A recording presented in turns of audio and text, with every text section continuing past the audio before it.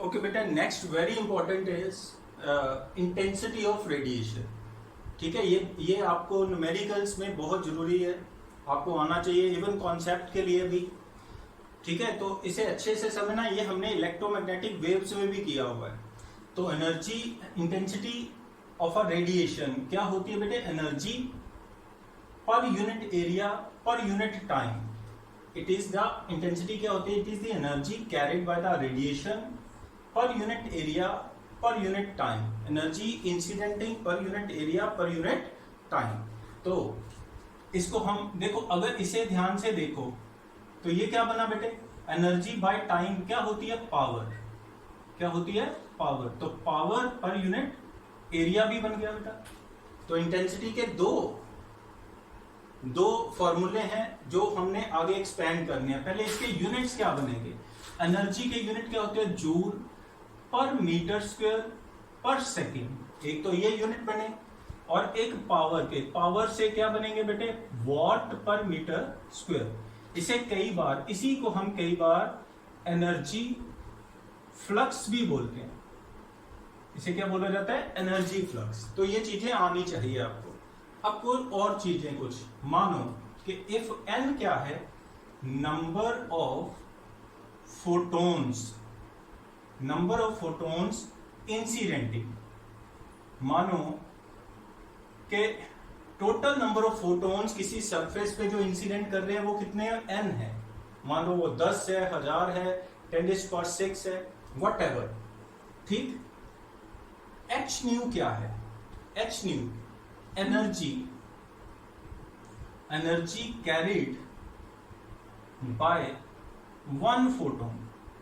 ठीक है, एक फोटोन जो एनर्जी कैरी कर रहा है वो क्या है? H new. तो बेटे इंटेंसिटी को कैसे लिखा जा सकता है? इंटेंसिटी को क्या था? Intensity E by A into t, right. E क्या है? एक की कितनी है? H new. ये E क्या है? टोटल एनर्जी जो इंसिडेंट कर रही है किसी सरफेस पे। तो h nu is the energy carried by one photon, n is the total number of photon. तो क्या बनेगा बेटा? N into h nu divided by A into t. Clear? तो ये जो है ये एन बाई टी, ठीक है, ये टोटल एनर्जी है बेटे। टोटल एनर्जी, ये जो एनर्जी है ये कौन सी एनर्जी है? Total energy.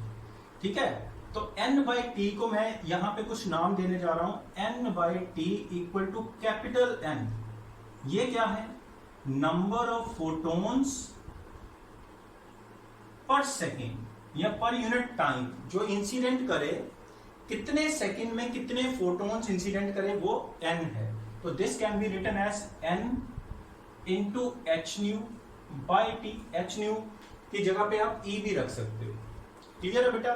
तो यहां पे बहुत बहुत इंपॉर्टेंट एक चीज बनी, एक फैक्ट बना। वो क्या है कि जो इंटेंसिटी है I, वो डायरेक्टली किसके प्रोपोर्शनल होती है बेटे? n की।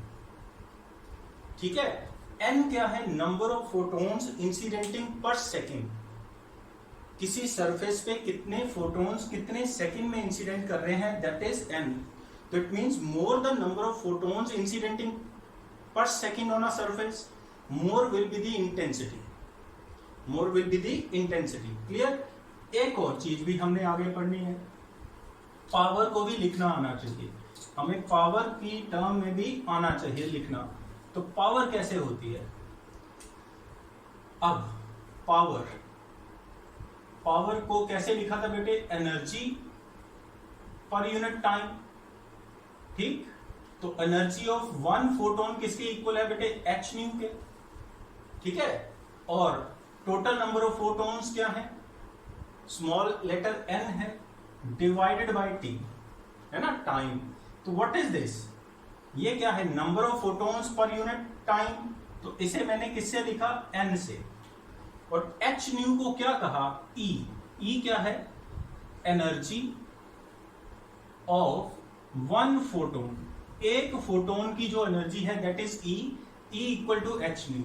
We can write n into E, तो पावर इक्वल टू n और n equal to P by E।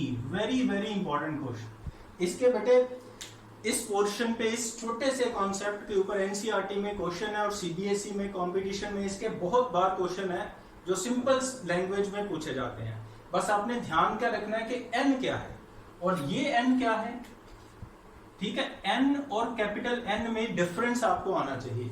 What is small letter n बेटे?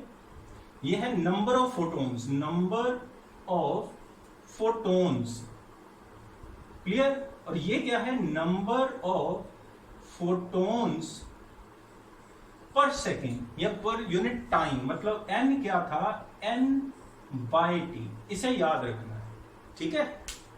नोट करो बेटा अच्छे से। बेटा नेक्स्ट एक और हमें छोटी सी जो चीज है वो आनी चाहिए इंटेंसिटी के बारे में। Intensity is also inversely proportional to the square of distance. अब डी क्या है ये समझना आपने।